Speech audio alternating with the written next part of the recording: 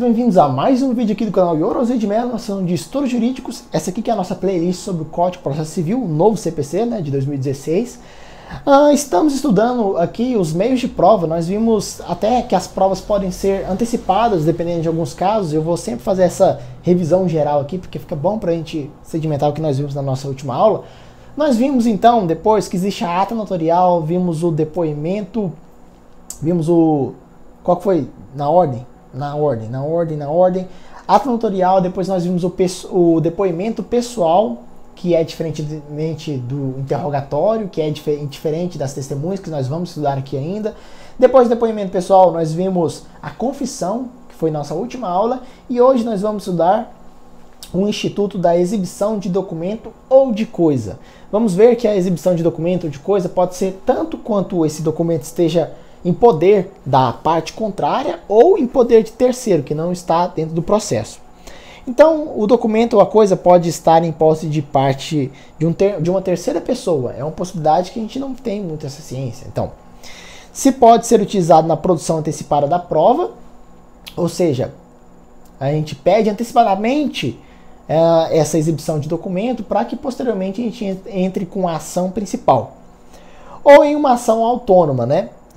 Ou de forma incidental, pode ser tanto antecipadamente, ou em uma ação autônoma, né, que é a ação de exibição de documentos, ou já começou o processo, já tem início uma ação e surgiu a necessidade de alguma prova. Então aí eu vou entrar com uma ação incidental de exibição de documentos, dentro do próprio processo, dentro do mesmo processo.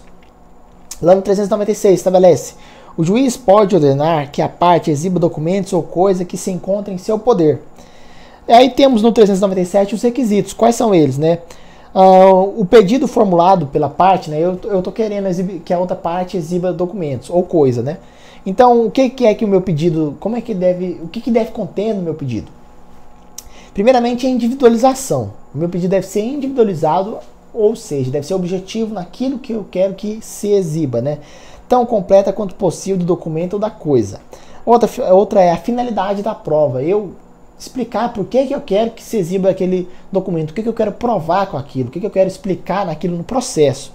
E outra, as circunstâncias em que se funda o requerente para afirmar que o documento da coisa. Eu falar por que aquela pessoa tem aquele documento, por que aquilo está em posse daquela pessoa, por que eu acho que aquela pessoa tem aquele documento. Tópico importante é resposta inexistente do documento. Tá, foi feito o pedido, o juiz aceitou. Depois que foi feito o pedido, a parte contrária, aqui tem um prazo, né? O requerente dará a sua resposta nos 5 dias subsequente à intimação. Ele foi intimado, depois que ele foi intimado, ele tem 5 dias para dar a sua resposta dos documentos. Se caso ele afirme que não tem os documentos, o juiz aqui, com base no 398, parágrafo único, dará a oportunidade a mim, que entrei com pedido para exibir documentos, que eu possa provar que ele está mentindo e que ele tem sim o documento que ele alega não ter. Então é esse aqui. Se o requerido afirmar que não possui o documento ou a coisa, o juiz permitirá que o requerente prove por qualquer meio que a declaração não corresponde à verdade. Recusa de apresentar, né? A outra parte se recusa a apresentar. 399. O juiz não admitirá recusa se. Então tem alguns casos que ele não vai admitir a recusa da outra parte. O requerido tiver obrigação legal de exibir o documento. Segundo caso, o requerido tiver aludido ao documento ou à coisa no processo com o intuito de constituir prova. Ou seja, a outra parte já afirmou que possui processo em algum momento do processo, a outra parte já afirmou já mencionou aquele processo. Então, se aquele processo já foi mencionado, o juiz não vai admitir que esse documento não seja exibido. O documento, por seu conteúdo, for comum às partes. Um documento que seria de ambas as partes comum, como, por exemplo, um contrato. Isso fica muito bom de a gente visualizar, porque um contrato que foi feito entre ambas as partes, depois aconteceu uma complicação, a gente entrou judicialmente, né?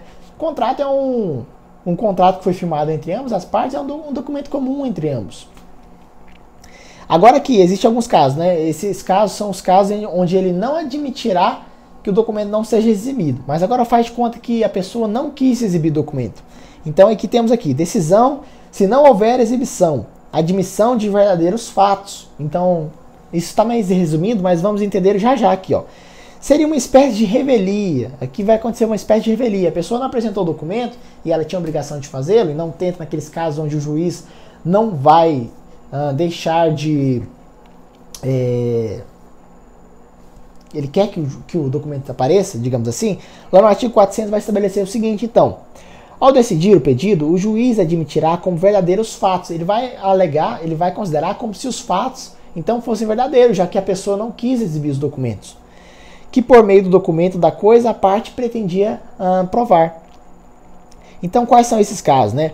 O requerido não efetua a exibição, nem fez nenhuma declaração no prazo do artigo 398. Vamos voltar, 398. Qual que é esse prazo? 5 dias. Então, coloca aí, apaga essa parte aí que está... Ou coloca entre parênteses aí, coloca 5 dias, que aí você já fica mais fácil de decorar. Segundo caso, se a recusa à vida for ilegítima. Aquela recusa de não mostrar os documentos for ilegítima. Parágrafo único. Sendo necessário, o juiz pode adotar medidas indutivas, ou seja, para obrigar a parte a mostrar o documento.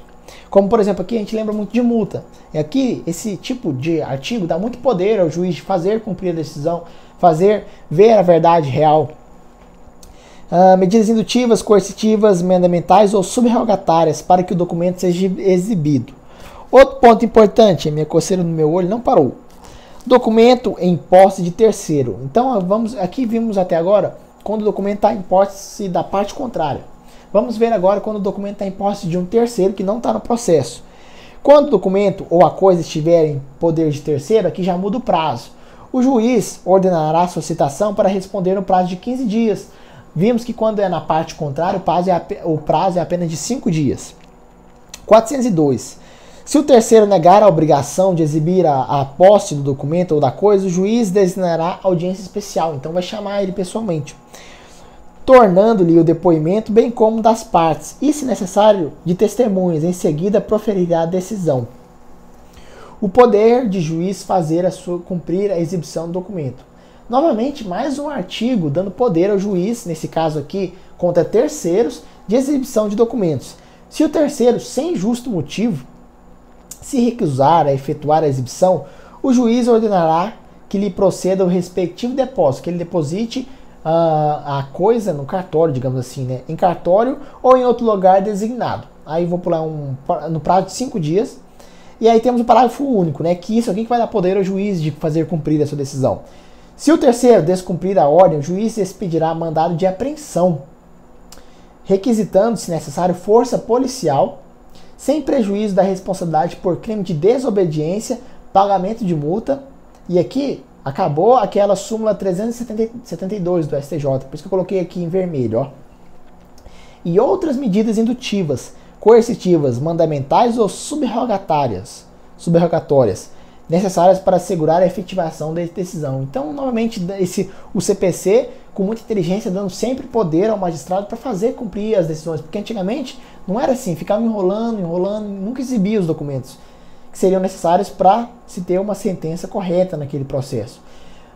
Outro tópico importante, possibilidade de se eximir de exibir documentos. Então, como nós vimos lá, existem alguns casos em que a parte não vai ser obrigada a depor sobre alguns fatos.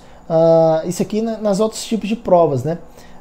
Onde a parte não vai ser obrigada a depor sobre alguns tipos de fatos, nem as testemunhas. Aqui temos então alguns casos onde a parte pode se eximir de mostrar algum documento. Quais são esses casos, né? A parte e o terceiro, também então incluindo a terceira pessoa, né, que está já fora do processo, se excusam de exibir em juízo o documento ou a coisa se, vamos ver então, concernente a negócios da própria vida familiar, sua apresentação puder violar dever de honra, lembrar então da honra objetiva, sua publicidade redundar em desonra à parte ou a terceiro, bem como a seus parentes. Então desonra, né? De novo aqui repetindo essa noção da desonra, da honra íntima. Sua exibição acarretar a divulgação de fatos a cujo respeito por estatuto ou profissão deve guardar segredo. Lembra bem parecido essa parte aqui com aquilo que nós vimos depoimento pessoal. aquilo que a parte deve guardar sigilo de sua profissão. Subsistirem outros motivos graves que, segundo o prudente árbitro do juiz, justifiquem a recusa da exibição. Por exemplo, mostrar aquele documento seria tipo risco de morte, alguma coisa assim, mas no caso concreto não consigo pensar nisso para dar um exemplo para vocês. Houver disposição legal que justifica a recusa da exibição. O último tópico aqui foi sobre prazo, lembra daquela diferenciação, quando for a parte contrária, 5 dias. Quando for um terceiro, 15 dias, pessoal. É isso aí que eu queria falar para vocês. Na nossa próxima aula vamos estudar a prova documental, então. Vamos ver esse tipo de prova documental. E depois ainda nos falta ver a prova... Vamos ver a arguição de falsidade. A próxima aula é mais longa. Mas é isso aí, vamos deixar esse tema para a próxima aula.